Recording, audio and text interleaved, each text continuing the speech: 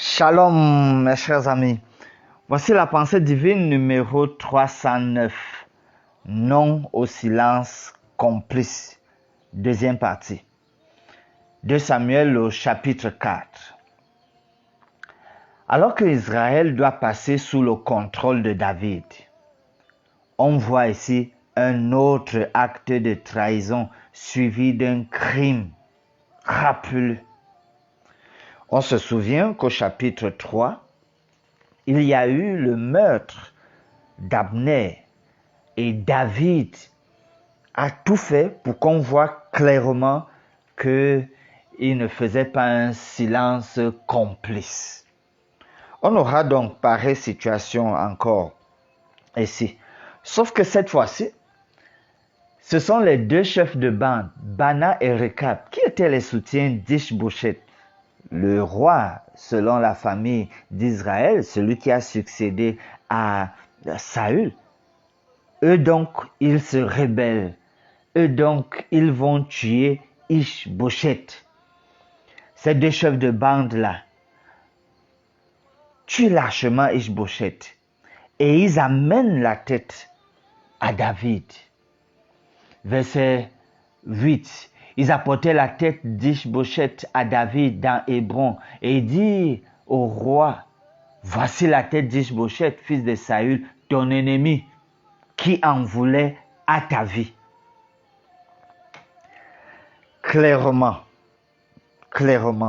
il faut qu'on le dise.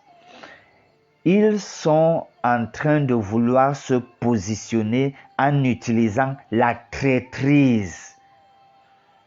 Ils trahissent Ish-Bosheth qu'ils avaient jusque-là soutenu.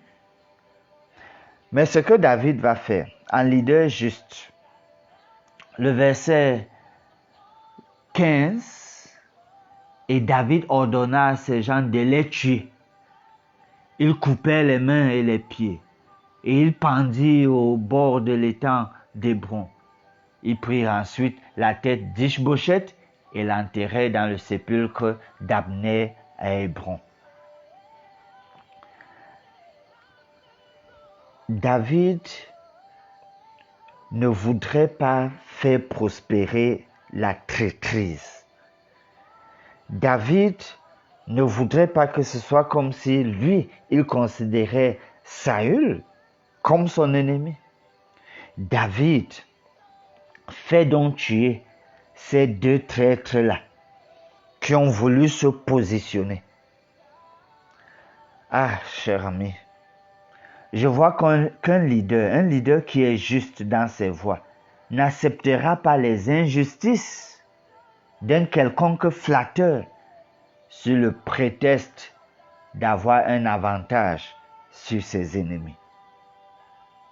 Non au silence complice, une fois de plus.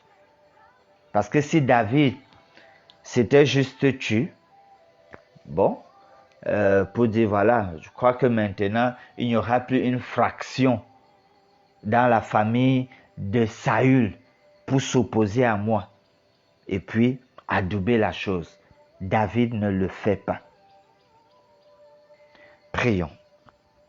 Dieu notre Père, nous venons à toi toujours afin que tu nous aides, non seulement à ne pas entretenir des situations de silence complice, mais à ne même pas encourager la traîtrise, les traîtres.